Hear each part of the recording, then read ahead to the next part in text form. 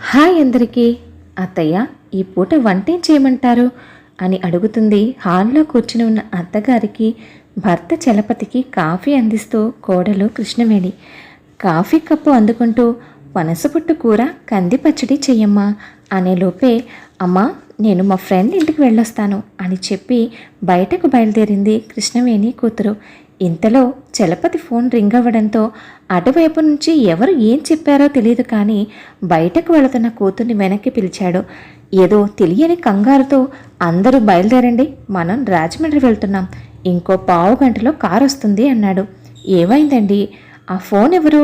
ఉన్నట్టుండి ఈ ప్రయాణం ఏమిటి అన్న భార్య ప్రశ్నకు, మన శారద భర్త కాలం చేశాడంట అన్నాడు. అదేంటి, నిన్ననేగా మేం ఫోన్లో మాట్లాడాం, అంతలోనే ఇలా అని కృష్ణవేణి అనేసరికి, మిగతా విషయాలు దారిలో మాట్లాడుకోవచ్చు, పదండి అని కంగారు పెట్టాడు చలపతి. శారద చలపతి చెల్లెలు. పెళ్లి కాలమందు రాజమండ్రిలో వ్యాపారం చేస్తున్నాడని, మంచి కుటుంబం, పెద్ద కుటుంబం అని చెల్లెల్ని ఇచ్చి పెళ్లి జరిపించారు. పెళ్ళైన కొద్ది రోజులు బాగానే ఉన్నాడు. ఎలా అలవాటయ్యాయో ఏమో కానీ మందు పేకాట బాగా అలవాటయ్యాయి. తాగిన మత్తులో ఉన్నవాడితో సంతకాలు పెట్టించుకుని భాగస్వాములు వ్యాపారంలో నుంచి బయటకు గెంటేశారు. దాంతో కనపడిన వారందరి దగ్గర అప్పులు చేస్తూ, అవసరమైనప్పుడు చిన్న చిన్న పనులు చేసుకుంటూ కట్టుకున్న పెళ్ళాన్ని, కన్న బిడ్డని గాలికి వదిలేసి తిరిగేవాడు. అతని ప్రవర్తనతో ఆ వైపు బంధువుల్లో ఆ కుటుంబం చులకనైపోయింది. ఉన్నంతలో అత్తమామలే తల్లి కొడుకులను పెంచుకుంటూ వచ్చారు. ఇంత జరుగుతున్నా శారదకి ఇదేమీ పట్టదు. పెళ్లి చేసినందుకు పుట్టింటివారు, చేసుకున్నందుకు అత్తింటివారు భరిస్తారులే అని తనకు సంబంధం లేనట్టుగా ఉంటుంది. రాజమండ్రిలో కార్యక్రమాలన్నీ పూర్తి చేసుకుని చెల్లెల్ని తీసుకుని బయలుదేరాడు చలపతి. మామూలుగా అయితే మరో 4 రోజుల్లో చెల్లెల్ని తీసుకొచ్చి అత్తారింట్లో దింపాలి. కానీ చెల్లెలు అత్తింటి వాళ్ళు ఇక భారం మోయడం మా వల్ల కాదు అనేసరికి, వాళ్ళ బాధలో ఉన్న నిజాన్ని అర్థం చేసుకుని వాళ్ళకి నమస్కరించి చెల్లెల్ని తీసుకుని తన ఇంటికి బయలుదేరాడు చలపతి. గుమ్మం దగ్గర ఆగి ఆలోచిస్తున్న శారదను, రా శారదా, లోపలికి రా, అక్కడే నిలబడిపోయావే అంటూ సాదరంగా ఆడపడుచుని ఇంట్లోకి ఆహ్వానించింది కృష్ణవేణి. శారదతో పాటే వచ్చాడు 24 ఏళ్ల తన కొడుకు వినయ్. వినయ్ బీటెక్ పూర్తి చేసి సంవత్సరం అయింది. ఇంకా ఉద్యోగాల వేటలోనే ఉన్నాడు. ఆ రోజు రాత్రి చలపతి భార్యతో, ఇక నుంచి శారద వాళ్ళు మనతోనే ఉంటారు అన్నాడు. అర్థమైంది. శారద వరకు అయితే పర్వాలేదు, కానీ వినయ్ ఉండడమే కాస్త ఆలోచించాలి. మనకి ఎరిగిన అమ్మాయి ఉంది కదా, పైగా ఇద్దరికీ వరస అవుతుంది. రేపొద్దున ఏదైనా ఇబ్బంది వస్తే ఎలా అనే నా ఆలోచన. వాడు ఎలాగో ఏదో ఒక జాబ్ చూసుకొని వెళ్ళిపోతాడులే. సరే, మీ ఇష్టం అంది కృష్ణవేణి. శారద తిని కూర్చోవడం, వదినగారు చేసిన పనులకి వంకలు పెట్టడం తప్ప కృష్ణవేణికి ఏ విధంగానూ సహాయం చేసేది కాదు. ఆడపడుచు రాకతో కృష్ణవేణికి పని భారం మరింత పెరిగింది. అయినా కృష్ణవేణి నవ్వుతూనే చేసుకునేది. ఒకరోజు వంటింట్లో అటక మీదున్న టైలరింగ్ మిషన్ను పెట్టిలోంచి తీసి దుమ్ము దులుపుతుంది కృష్ణవేణి. అది చూసిన శారద, కాళ్ళ నొప్పులు ఎక్కువయ్యాయనే కదా దీన్ని కుట్టడం ఆపేసి పక్కన పెట్టావు, మళ్ళీ తీసి దుమ్ము దులుపుతున్నావెందుకు? ఏమీ లేదు శారదా, కాస్త మీ అన్నయ్యకు సాయంగా ఉంటుందని అన్న కృష్ణవేణి మాటకు, చూసావమ్మా, అప్పుడే నీ కోడలికి నేను నా కొడుకు బరువైపోయామట, ఎంత మాట అంటుందో అంటూ తల్లి దగ్గర దీర్ఘాలు పోయింది శారద. అది అన్న మాట తప్పే ఉందే, ఏదో దాని కాలక్షేపానికి అది తీసుకుంది. నీకు కుట్టడం వచ్చు కదా, నీకు కుదిరినప్పుడు నువ్వు కుట్టుకోవచ్చుగా, అంత అవసరం నాకేంటి అనుకుంటూ లోపలకు వెళ్ళిపోయింది శారద. నిజానికి శారదకు తెలియాలనే కృష్ణవేణి ఇప్పుడు ఆ మిషన్ తీసింది. ఒకరోజు ఖాళీగా ఇంట్లో కూర్చొని టీవీ చూస్తున్న వినయ్ని, ఉద్యోగం సంగతి ఏమైందిరా అని అడిగాడు చలపతి. చూస్తున్నాను మావయ్య, జీతం బాగుంటే పని ఎక్కువగా ఉంటుంది, పని బాగుంటే జీతం తక్కువగా ఉంటుంది, అంతేరా మరి. కష్టపడకుండా కూర్చోబెట్టి ఎవరు మాత్రం జీతాలు ఇస్తారు? నీ చదువు పూర్తయి సంవత్సరం దాటింది. ఇంకొద్ది రోజుల్లో కొత్త బ్యాచ్ స్టూడెంట్లు వచ్చేస్తారు. అప్పుడు నీకు ఉద్యోగం దొరకడం ఇంకా కష్టమవుతుంది. అందుకే చిన్నదా పెద్దదా అని చూసుకోకుండా ముందు ఏదో ఒక ఉద్యోగం చూసుకో, తర్వాత నెమ్మదిగా పెద్దదానికి మారదు అంటున్నాను అన్న మేనమామ మాటలకు, ఏదో ఒక పని చూసుకోవడానికి ఇంత కష్టపడి చదవడం ఎందుకు? మన స్థాయికి తగిన పని దొరకాలి కదా. అయినా మీకంత ఇబ్బందిగా ఉంటే చెప్పండి, మా దారి మేము చూసుకుంటాం అంటూ విసురుగా వెళ్ళిపోయాడు వినయ్. అన్నయ్య, ఏదో చిన్నపిల్లాడు, తెలుసో తెలియకో అలా మాట్లాడాడు, అవేవి నువ్వు పట్టించుకోకన్నయ్యా అంటూ కొడుకుని వెనకేసుకు వచ్చింది శారద. శారద, టైం 9:30 అవుతుంది, వినయ్ ఇంకా ఇంటికి రాలేదా? అయినా ఇంతసేపైనా ఊరి మీద రాజకార్యాలు ఏమిటి అయ్యగారికి? అన్నయ్య, వాడు ఉద్యోగం కోసం తిరుగుతున్నాడు.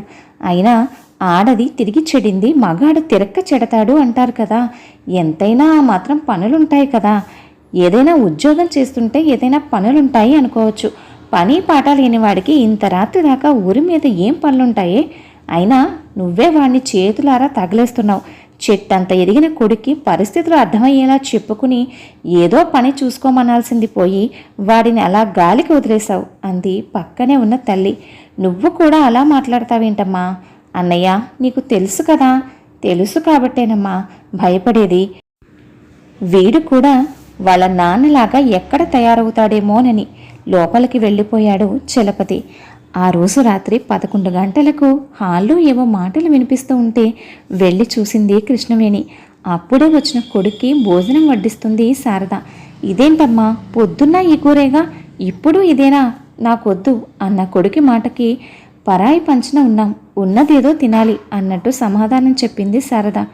అందరూ తిన్నది అదేగా, కొడుకుని ఏదైనా పని చూసుకోమని చెప్పడం పోయి ఇలా అంటుందేమిటి అనుకుంది కృష్ణవేణి.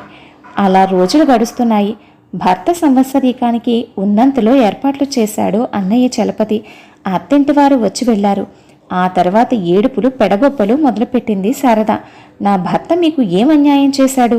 పట్టుమని 10 మందికి కూడా భోజనాలు పెట్టకుండా ఇలా తూతూ మంత్రం కింద జరిపించేశారు. నా భర్త ఆత్మ శాంతిస్తుందా అంది. నీ పుట్టింటి వారిని అత్తింటి వారిని ఇబ్బంది పెట్టకుండా నీ దగ్గర ఏదైనా ఉంటే నువ్వు సంపాదించింది, నీ కొడుకు సంపాదించింది ఏదైనా సరే వాటితో ఆర్భాటంగా చేసుకోవాల్సిందే. అయినా మందులో మునిగి తేలినప్పుడే నీ భర్త ఆత్మ శాంతించింది, పైకి పోయాక పూర్తిగా శాంతించుంటుంది. కావాలంటే పోయి అడిగిరా అన్న తల్లి మాటకు మళ్ళీ నోరెత్తలేదు శారద. ఒకరోజు హాల్లో కూర్చున్న చలపతి దగ్గరికి వెళ్ళి పక్కన కూర్చున్న శారద, అన్నయ్య, మేమిక్కడికి వచ్చి సంవత్సరం అవుతున్నా నా కొడుకు ఇంకా ఏ పని చూసుకోలేదు. అడుగుతూ ఉంటే నా చదువుకు తగిన ఉద్యోగం దొరకలేదు అంటున్నాడు. వీడి వరుస చూస్తూ ఉంటే నువ్వు చెప్పినట్టుగానే తయారవుతున్నాడు అనిపిస్తుంది. వంటగదిలో పనిలో ఉన్న కృష్ణవేణి శారద భర్తతో ఏం చెప్తుందో అని ఓ చెవి ఇటు వేసే ఉంచింది. తెలిసిన వాళ్ళందరూ వీడికి పెళ్లి చేస్తేనైనా బాధ్యతలు తెలుస్తాయి అంటున్నారన్నయ్య. ఏ వెధవే నీకు ఈ దిక్కుమాన సలహా ఇచ్చింది? అలాగైతే నువ్వు చెప్పినట్లు పెళ్ళిళ్ళు అయ్యేదాకా ఎవరు ఉద్యోగాలు చేయనక్కర్లేదు. నీ కొడుకు గాని పెళ్లి చేస్తే ఆ వచ్చేదాని ఉసురు మాకు తగులుతుందే, అప్పుడు దాన్ని కూడా నా కొడుకే పెంచాలి. కొడుక్కి బాధ్యత నేర్పుకోవడం మానేసి పెళ్లి చేస్తుందట పెళ్ళి. అబ్బా అమ్మా, నువ్వు ఆగవే అన్నయ్య, వయసొచ్చిన పిల్లని మీరు మాత్రం ఎంతకాలం పెళ్లి చేయకుండా ఉంచుకుంటారు? ఏవండి ఏవండి, ఇందా కనుక ఆకలో అన్నారు, అన్నీ వేడిగా ఉన్నాయి, కాసేపు ఆగితే అన్నీ చల్లారిపోతాయి, భోజనానికి రండి, వస్తున్నారా అని మరొక్కసారి గట్టిగా అరిచింది కృష్ణవేణి. చలపతి వెనకాల భోజనానికి వచ్చి కూర్చున్నారు తల్లి చెల్లెలు. భోజనం చేస్తున్న చలపతిని, అన్నయ్య, నేను చెప్పిన దాని గురించి ఏం ఆలోచించావు అంది శారద.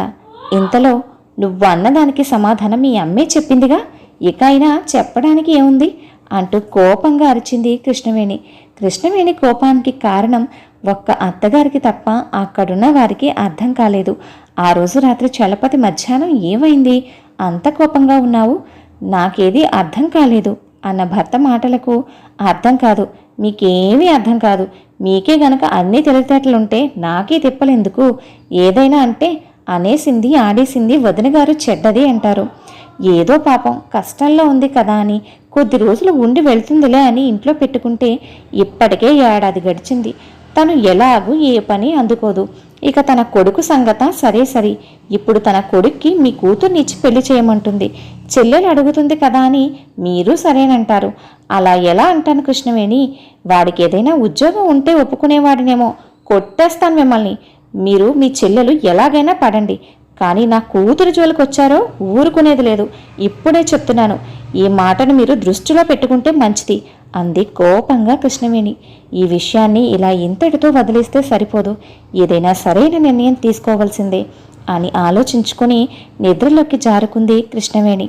తర్వాత రోజు శారద, అన్నయ్య ఏంటమ్మా నిన్న నేను అడిగిన దానికి ఏం ఆలోచించావు? ఏంటమ్మా? అదే అన్నయ్య, పిల్లల పెళ్లి విషయం. నీ కొడుకు పెళ్లి విషయం నువ్వు చూసుకో, మా కూతురి పెళ్లి విషయం మేము చూసుకుంటాం. అయినా మా అమ్మాయికి ఇంకో 5 సంవత్సరాల వరకు పెళ్లి చేసే ఉద్దేశం లేదు మాకు. అదేంటన్నయ్యా, ఇప్పుడే 20 సంవత్సరాలున్న పిల్లకి ఇంకో 5 సంవత్సరాలు పెళ్లి చెయ్యరా? అవును, చెయ్యం. ఈ విషయంలో నా మాటే ఆయన మాట. ఈ విషయాన్ని నువ్వు ఎక్కడితో వదిలేస్తే మంచిది. అవును శారదా, ఇంకో విషయం, పక్క వీధిలో ఒక పోర్షన్ ఖాళీగా ఉంది. రేపు మంచి రోజు, నీ కొడుకు నువ్వు ఇక దానిలోకి మారండి అంది కృష్ణవేణి. అమ్మా, ఇంటికి పెద్ద దిక్కువి, నువ్వైనా చెప్పమ్మా. ఉన్నట్టుండి వెళ్ళిపోమంటే నేనెక్కడికి వెళ్ళిపోతాను? అసలే వాడికి ఉద్యోగం కూడా లేదు. 2 సంవత్సరాల నుంచి వాడు ఉద్యోగం కోసం తిరుగుతూనే ఉన్నాడు. అప్పటి నుంచి రాని ఉద్యోగం ఇప్పుడు వస్తుందా? బరువు నెత్తి మీద పడితేనే బాధ్యత అదే వస్తుంది. అయినా అంతవరకు నీకు టైలరింగ్ వచ్చు కదా, నువ్వు టైలరింగ్ చేసి గడుపుకోవచ్చు కదే. ఏదో ఇంకా నా కోడలు మంచిది కాబట్టి పుట్టెడు దుఃఖంతో వచ్చిన నిన్ను ఆదుకుని అక్కున చేర్చుకుంది. ఇన్ని రోజులు నా ముఖము మీ అన్నయ్య ముఖము చూసి నిన్ను భరించింది, నిన్ను ఇంకా భరించేదే. కానీ నీ చూపు ఎప్పుడైతే దాని కూతురు మీద పడిందో అది తట్టుకోలేకపోయింది. అందుకే ఈ నిర్ణయం తీసుకుంది. అయినా పరాయి పంచన నా కూతురు ఉంటుంది అంటే అది నాకు అవమానమే కదా. నా పుట్టింట్లో నాకు పరాయి ఏంటమ్మా? ఆ మాత్రం నా పుట్టింటికి వచ్చి వెళ్ళే హక్కు నాకు లేదా? ఎందుకు లేదమ్మా? నువ్వు ఎప్పుడైనా రావచ్చు పోవచ్చు, అంతేకాని ఇక్కడే తిష్ట వేసుకుని ఉండిపోవడం మాత్రం కుదరదమ్మా. అయినా ఆడవాళ్ళు బయటకెళ్ళి సంపాదించడం మన ఇంట వంట ఎక్కడైనా ఉందా అమ్మా? మీ ఇంట లేదేమో, మా ఇంట ఉందమ్మా. మొన్నటి వరకు నేను టైలరింగ్ చేసి సంపాదించిన దాన్ని. అంతేలే అమ్మా, మారిపోయారు మీరందరూ, ఒక్కడైపోయారు. మేమంతా ఎప్పుడో మారామమ్మా. మారాల్సింది నువ్వు నీ కొడుకే. విసురుగా లోపలికి వెళ్ళిపోయింది శారద. ఎవండి, మీకిదే చెప్తున్నాను, మీకు అంతగా మీ చెల్లెల కోసం ఏదైనా చెయ్యాలి అని ఉంటే 1 నెలకి సరిపడా సరుకులు ఇచ్చుకోండి. అంతేకాని ఇప్పుడు కాదు ఇంకోసారి మరొకసారి అన్నారంటే మాత్రం ఊరుకునేది లేదు అంది కృష్ణవేణి కోపంగా. అమ్మా, కృష్ణవేణి తీసుకున్న నిర్ణయం సరైనదేనా? శారద గురించి నీకు తెలుసు కదా, ఏం పర్వాలేదులేరా. అయినా ఎన్నాళ్ళని నువ్వు మాత్రం ఇంత బరువుని మోస్తావు? బరువు నెత్తిన పడితేనే వాళ్ళకి బాధ్యతలు తెలిసేది, ముఖ్యంగా దాని కొడుక్కి. అయినా అంతదాకా వస్తే దాని అత్తగారు వాళ్ళని భరించలేము అన్నారు కానీ వాళ్ళ వాటా ఆస్తి వాళ్ళకి ఇవ్వము అనలేదుగా. దాంతో ఏదో ఓ దారి చేద్దాంలే.